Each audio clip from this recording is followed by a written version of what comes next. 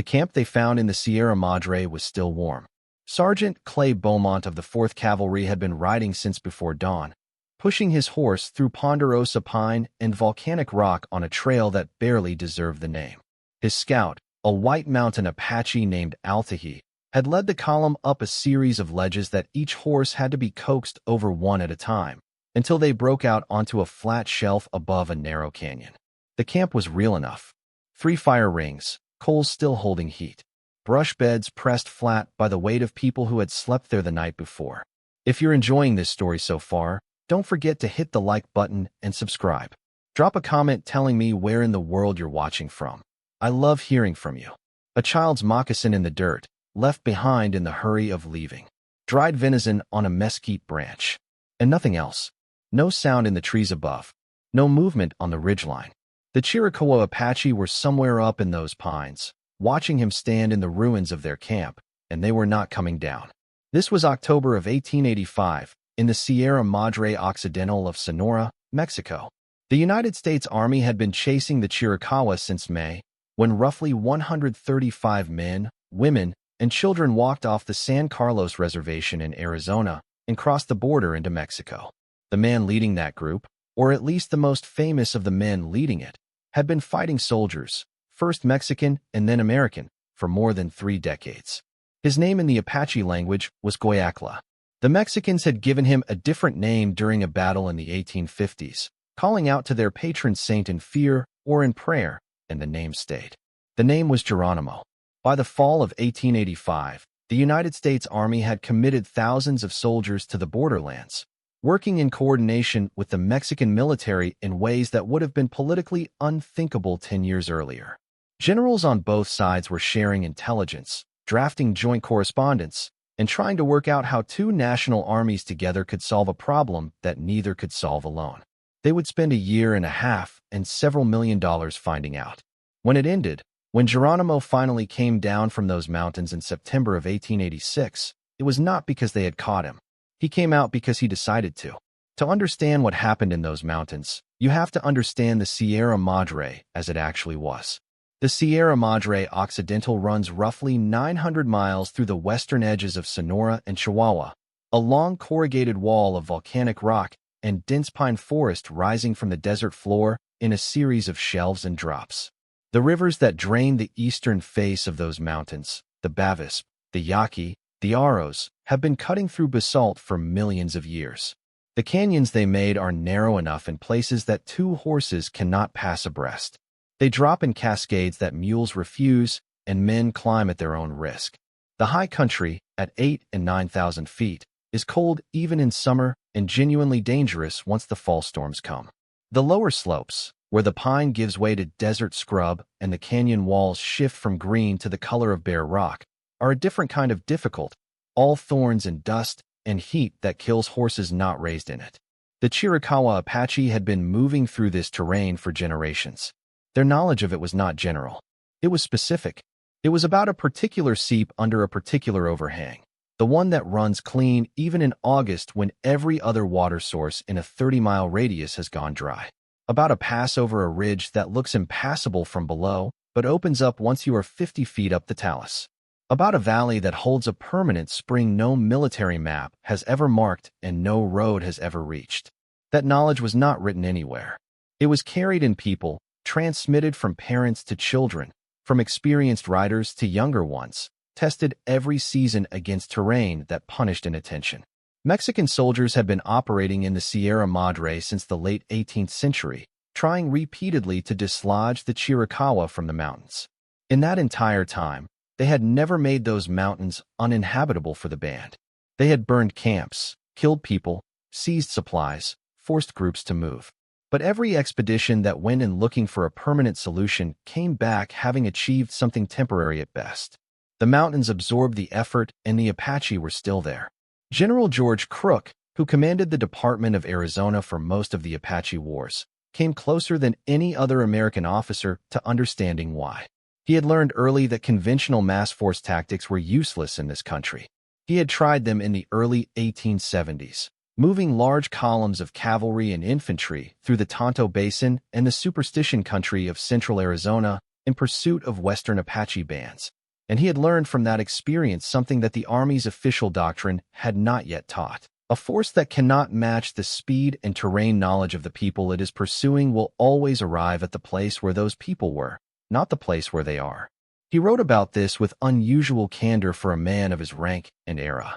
He built his strategy around Apache scouts, men from the same nation as the people being pursued, who could follow a trail that American soldiers would lose, who could move at a pace that matched the bands they were tracking, and who read the terrain the way people who grew up in it read it.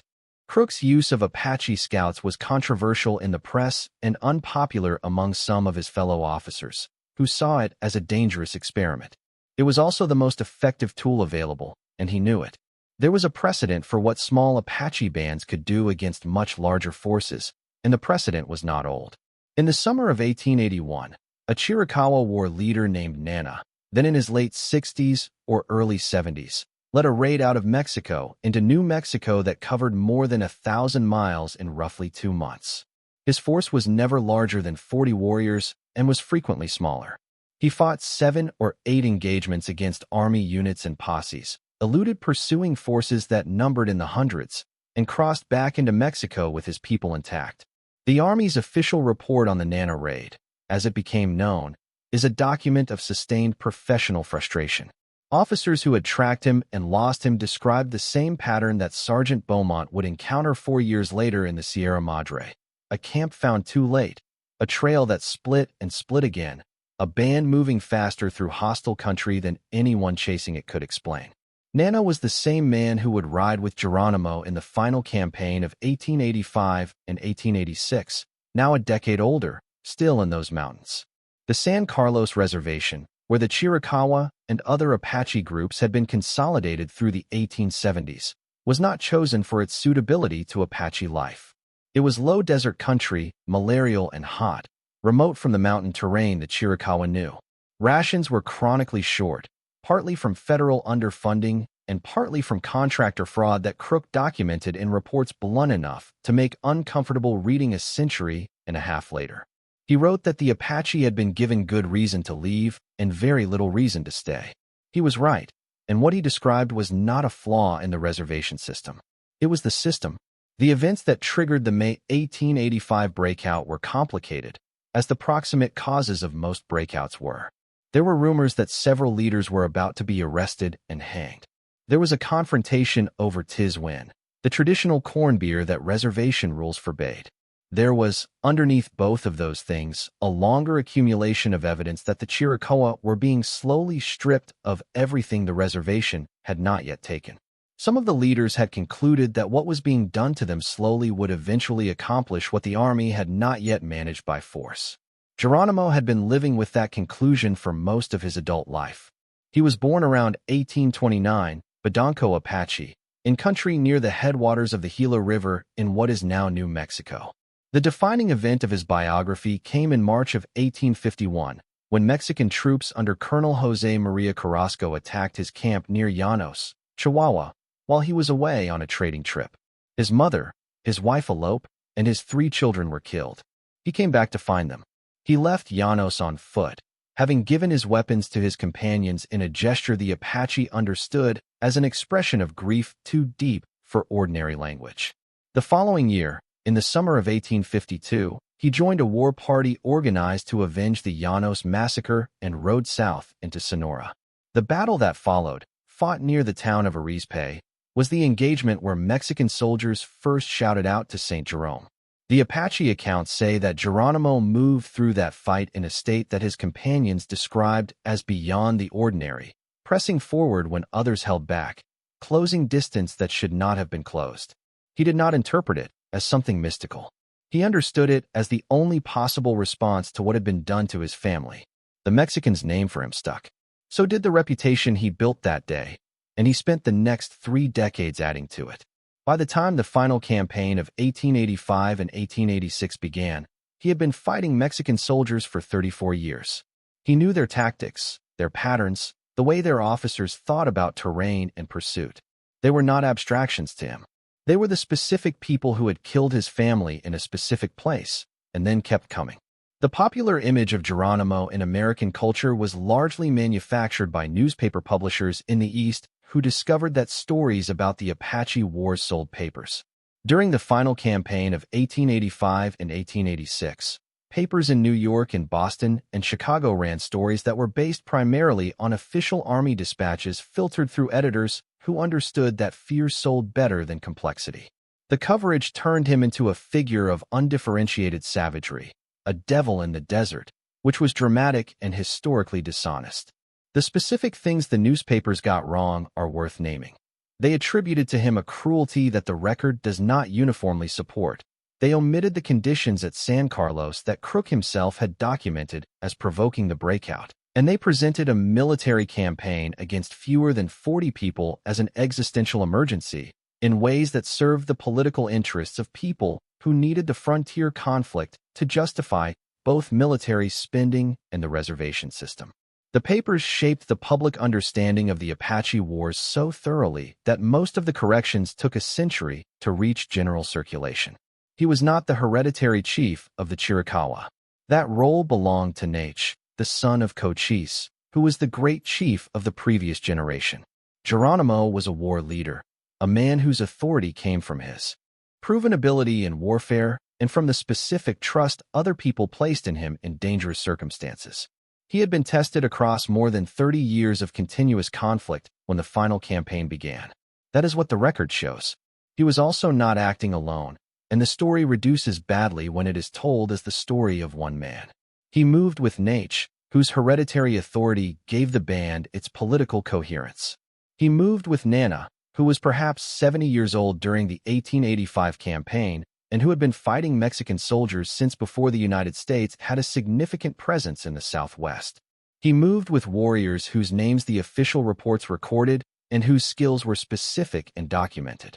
He moved with women who carried loads and managed children and, in the case of at least one, Lozen, who was Victorio's sister and who fought and scouted alongside the men. Lozen's reputation among the Chiricahua was specific and documented in accounts collected by historian Eve Ball from Apache survivors in the mid-20th century. She was described as a skilled horse thief, which in the Apache context meant someone who could enter a guarded area, take animals, and leave without detection, a skill that required the same combination of patience, terrain knowledge, and nerve as the evasion the band practiced in the Sierra Madre. She was also regarded, among the Chiricahua, as someone whose judgment about enemy movements was reliable in ways that went beyond ordinary scouting.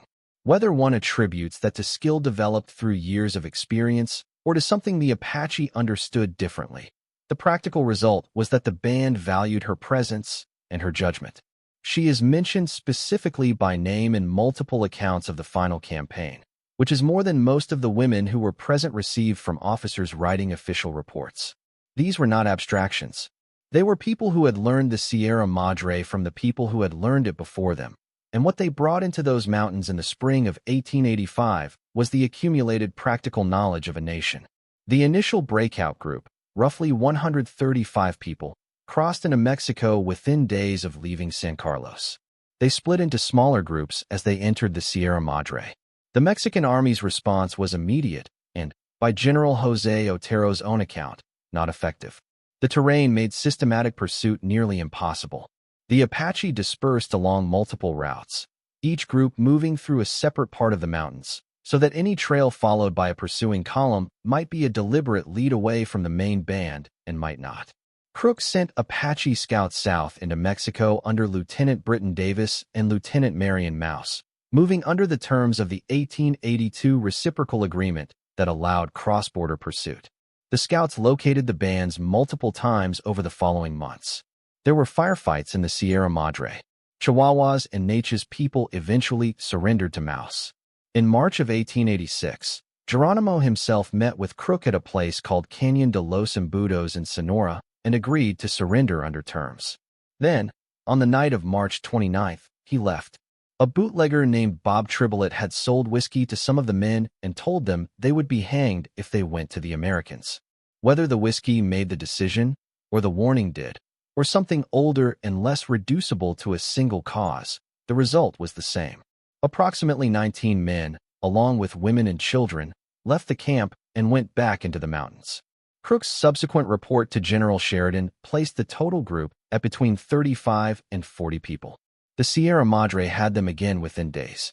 If you're hooked on this story, make sure to subscribe and turn on notifications so you never miss an upload. Your support means everything and helps me bring you more emotional stories like this one. Crook was relieved of command in April of 1886. General Philip Sheridan had lost patience with him, and there was a disagreement over the terms he had offered at Canyon de los Embudos. The disagreement was partly tactical, whether Geronimo should have been offered any terms at all rather than unconditional surrender, and partly political. The Eastern press had been running the story of Geronimo for months as a national embarrassment, and the administration needed the problem resolved in a way that looked decisive. Crook, who had spent more time thinking carefully about the actual situation than almost anyone else in the army, had concluded that the Apache had legitimate grievances and that the reservation conditions were a significant cause of the conflict. These were not opinions that made him useful to people who needed the story to have a simpler shape. His replacement was General Nelson Miles, a man of different instincts. Miles was ambitious, politically connected, and skeptical of the Apache Scout program that had been Crook's primary instrument. He believed that conventional military force, applied at sufficient scale, could run Geronimo to ground. He meant to find out whether he was right. At the peak of operations that summer, Miles had committed approximately 5,000 soldiers to the Arizona and New Mexico territories, with units assigned specifically to the pursuit. This was roughly a quarter of the entire United States Army at that time. The figure was noted in the American press, and the arithmetic was not lost on anyone reading those reports. 1/4 of the nation's standing military, deployed against a band whose total number, including women and children, was fewer than 40 people. Mexico matched the effort proportionally. General Luis Torres, commanding Sonoran state forces, and federal commanders in Chihuahua had several thousand troops operating on the Mexican side of the mountains. Correspondence between American and Mexican officers from that summer reflects the coordination, the shared intelligence reports, the mutual frustration of two professional military establishments trying to apply their combined resources to a problem that did not respond to resources in the way they expected. The Mexican general's dispatches from the summer of 1886 are among the most honest documents the campaign produced. Torres had spent years in the Sierra Madre. He was not a man given to easy surprise. What his correspondence shows is not confusion, but a specific, professional acknowledgement that the band was appearing in places it should not have been able to reach in the time available. Reported near Fronteras in northern Sonora, then recorded near the Bavispe River 2 days later, 50 miles away through country without roads. Seen north of the border, then confirmed deep in Chihuahua within a week. His soldiers arrived at camps where the coals were still warm and the people were already beyond their reach. He had seen this before in his years in the mountains. What stunned him in 1886 was the consistency of it, the scale of the military investment failing to change the basic arithmetic of pursuit. Captain Henry Lozen was perhaps the most capable field commander Miles had. He was a decorated veteran who understood, better than most, that cavalry was largely useless in the Sierra Madre. He took infantry into Mexico in July of 1886, reasoning that foot soldiers could follow terrain horses couldn't enter. He drove his men hard through the summer heat of Sonora. He found abandoned camps throughout the summer. He found the camp near the Janos River. He did not catch Geronimo. The movement rates that various accounts attribute to the band, rates that historians including Angie Debo and Edwin Sweeney have examined against the available documentation, consistently suggest daily distances of 50 to 70 miles on foot through the mountains. The figure sometimes draws skepticism, but it appears across multiple independent sources and is consistent with what is known about Apache physical conditioning and traveling method. They went light. They hunted as they moved, keeping their food supply mobile rather than cached. They drank at water sources they had known since childhood, sources that appeared on no military survey. When they rested in positions from which they could see approaches from multiple directions and leave in at least 2. When soldiers found their camps, the camps were empty. When trackers followed their trails, the trails split. Accounts from the campaign describe tracks that doubled back on themselves, trails leading to cliff faces where the people had gone straight up rock that horses could not approach. Movement through the nights when no military column was moving at all. None of this was improvised. These were inherited practices, refined across generations of conflict with Spanish settlers, then Mexican settlers, then American soldiers, each iteration teaching something about what worked and what failed, each generation passing the knowledge forward. What the 1886 campaign encountered was not desperation. It was a highly developed operational tradition functioning in its home ground against opponents who had entered from outside and were working from maps. What made the situation stranger still, and what the press coverage of the time could not quite account for, was that the band was not simply hiding. They were moving. During the months when thousands of soldiers were searching for them across hundreds of thousands of square miles, the band raided settlements in both Sonora and Arizona, took horses and supplies, and disappeared back into the Sierra Madre before any pursuit could organize. In the spring of 1886 alone, the band was reported in connection with incidents in Sonora and in southern Arizona, incidents that took place while multiple army columns were actively in the field looking for them. The Mexican press reported these raids with a mixture of outrage and bewilderment. The American press treated them as evidence of savagery. What they were, in operational terms, was evidence that a band with comprehensive knowledge of the terrain could remain both mobile and provisioned indefinitely against a force that was tied to roads, supply depots, and the limitations of horses in rough country. The army was looking for a target that had no fixed position, and every time it oriented toward where the band had been, the band was already somewhere else. Torres wrote, in his summary assessment of the campaign, that the Apache knowledge of the Sierra Madre was comprehensive in ways that external military force could not replicate or acquire. He had spent years in those mountains himself. He knew what he did not know about them. He wrote that the springs the Apache used, the passes they traveled, the hidden valleys where a small group could rest unseen, had been known to them through generations and would remain known to them long after any specific military campaign had ended. He wrote it without sentiment. He wrote it as a professional conclusion, and it was the most accurate thing written about the campaign by anyone in uniform. The specific incidents documented in the military record from that summer underscore what Torres observed. In one tracked sequence from July of 1886, Lawton's column followed a trail that led through a river canyon and up onto a mesa, where the scouts found a camp that the band had apparently occupied for 2 or 3 days. The camp was sheltered on 3 sides by rock faces and faced south toward open country that allowed observation for several miles. When the column arrived, the camp was abandoned. The trail leaving it divided within a quarter mile into 3 separate tracks, each one going in a different direction. Lawton detached elements of his column to follow each track. None of the tracks led anywhere. 2 circled back on themselves within a few miles. The third led to the edge of a talus slope and stopped. The band was gone. This was not a one-time improvisation. It was a technique. Accounts from multiple officers in the campaign described the same pattern: approach routes that could be observed from above, departure routes that used rock surfaces to break the trail, deliberate splitting of the group to multiply the tracking problem. These methods had been developed across generations. The terrain of the Sierra Madre made them possible, but knowing the terrain made them reliable. The Apache did not need to outfight an army of 5,000.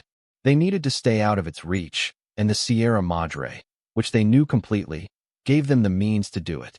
The breakthrough, when it finally came, did not come from the 5,000 soldiers, or from Lawton's infantry, or from the Mexican Federals fanning out through the canyons. It came from 2 men named Caida and Martin. Both were Chiricahua Apache who had been serving as scouts for the United States Army. Both were related by clan to people inside Geronimo's band.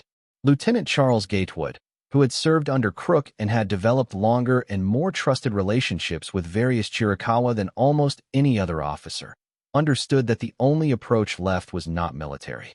He took Caida and Martin and sent them into the Sierra Madre in late August of 1886, not as soldiers, but as kinsmen carrying a message. They found the camp. The accounts vary in some details about how, but they agree on the essentials. 2 men went into the mountains with clan knowledge and terrain knowledge that no amount of military training could provide, and they located a band that 5,000 soldiers had not been able to find. Geronimo met with Gatewood. He listened to what was being offered.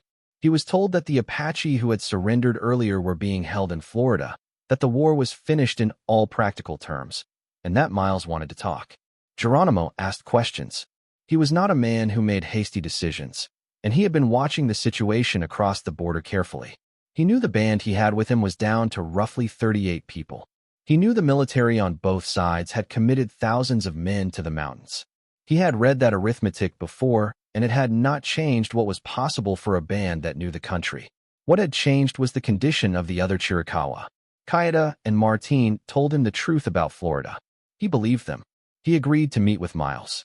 On September 4, 1886, in Skeleton Canyon in the Paloncillo Mountains of Arizona, Geronimo surrendered to General Nelson Miles. He was somewhere between 57 and 59 years old. He had been fighting, with intervals of relative peace, for more than 30 years. Miles told him the Chiricahua would be held in the east for 2 years, and then return to Arizona. Geronimo said later that he had taken the promise seriously. He should not have. Within weeks, he and his band were on a train moving east.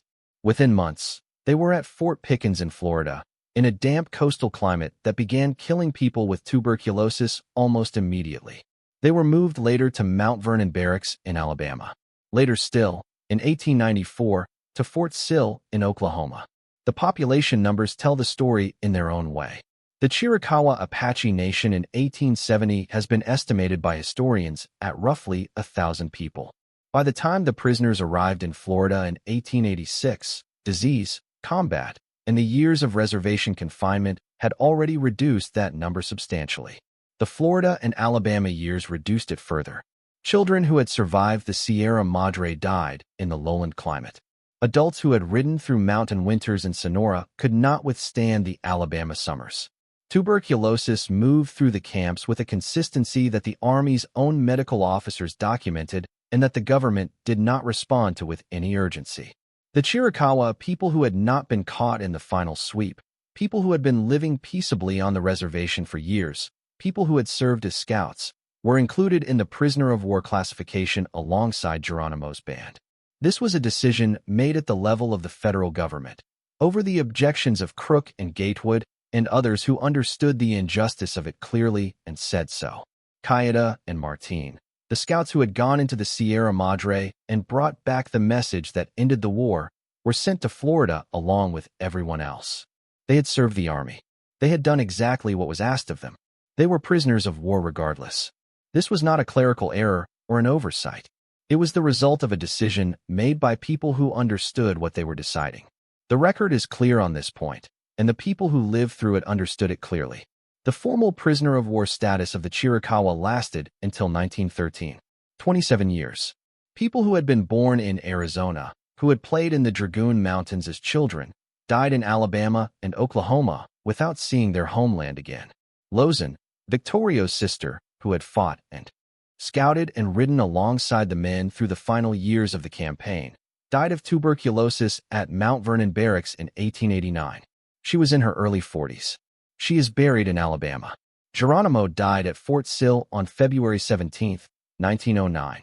He had fallen from his horse the previous evening and lay in the cold until morning. Pneumonia set in. He was somewhere around 80 years old. He had asked, in the years before his death, multiple times to be allowed to return to Arizona. The requests were denied each time. He was buried at Fort Sill. His autobiography, dictated to S.M. Barrett and published in 1906, remains one of the essential primary sources for his own account of the wars and of his life. The years at Fort Sill had produced something strange. Geronimo became famous in his captivity in a way he had never been in freedom. He appeared at the World's Columbian Exposition in Omaha in 1898. He was displayed at the Pan American Exposition in Buffalo in 1901. He rode in Theodore Roosevelt's inaugural parade in 1905, one of 6 native leaders chosen for the occasion, and reportedly asked Roosevelt afterward to be allowed to return home. Roosevelt declined. He sold photographs of himself at fairs and at the Fort Sill gates, charging $1 for a signature and more for a portrait, money that went to his family. He sold bows he made by hand and buttons cut from his coat. People came from across the country to see him. He was treated as a relic of a finished era, which was convenient for everyone who needed the era to be finished. He did not behave like a relic. He sold what he could, said what he thought where he thought it would be heard, and kept asking to go home until he no longer could. General Nelson Miles was celebrated for ending the Apache Wars. His career continued upward. He became commanding general of the army. His memoirs described the campaign in the language of military achievement. The two Apache scouts who had actually located Geronimo do not figure prominently in his account. The official accounting of the final campaign, reviewed in congressional testimony and in the military press in the years after 1886, reached conclusions that were polite in their phrasing and stark in their arithmetic. Approximately 5,000 United States soldiers and several thousand Mexican troops, operating across hundreds of thousands of square miles, had failed for a year and a half to capture a band that numbered fewer than 40 people.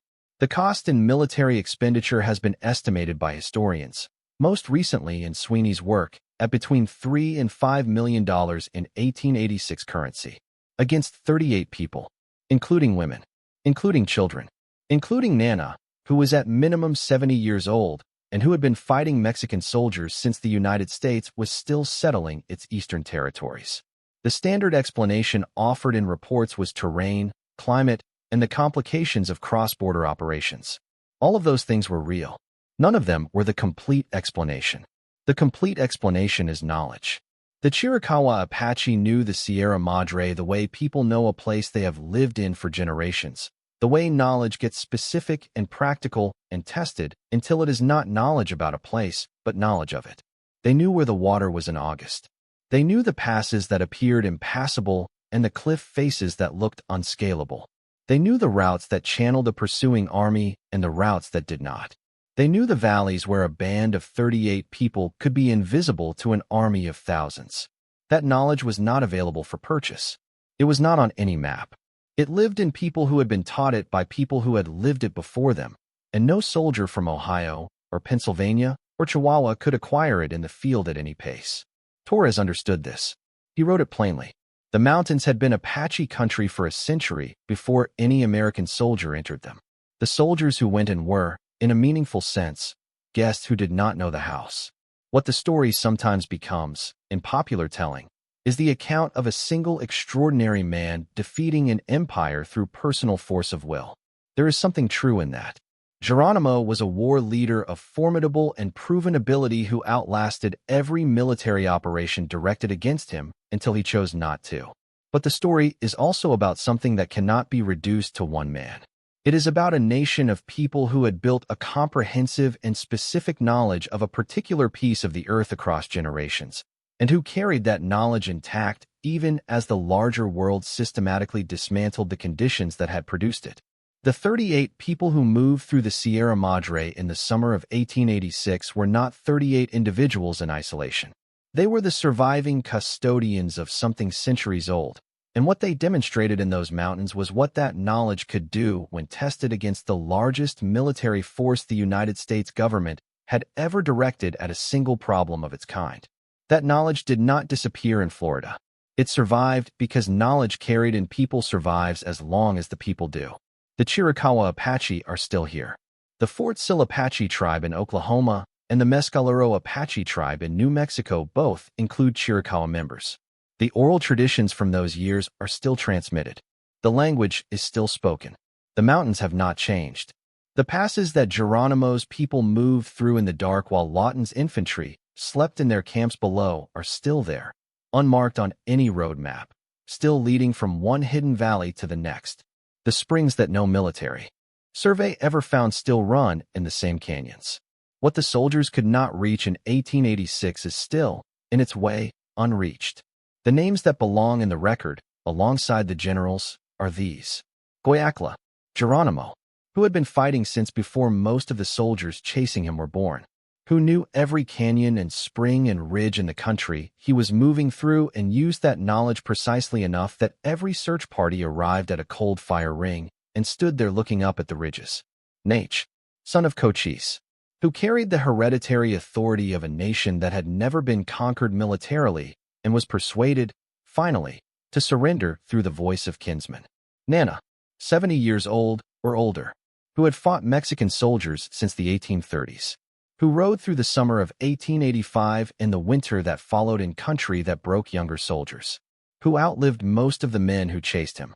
Lozen, who fought and scouted and rode through the last years of the war, who died in Alabama, a prisoner, far from the mountains where she had learned her skill, who deserved better than Alabama, Qaeda and Martin, who went into the Sierra Madre when no soldier could follow, who found the camp, who carried the message that ended the war, who were sent to Florida for it.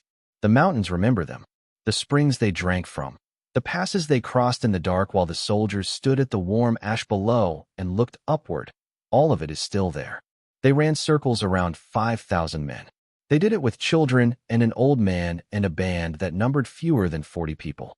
They did it with knowledge of a country given to them by their parents and their grandparents and every generation before that. Knowledge that no army could train its way into, or buy its way into, or chase its way into. And when they finally came down from those mountains, they came down on their own terms. Remember the names. Thank you so much for watching until the end.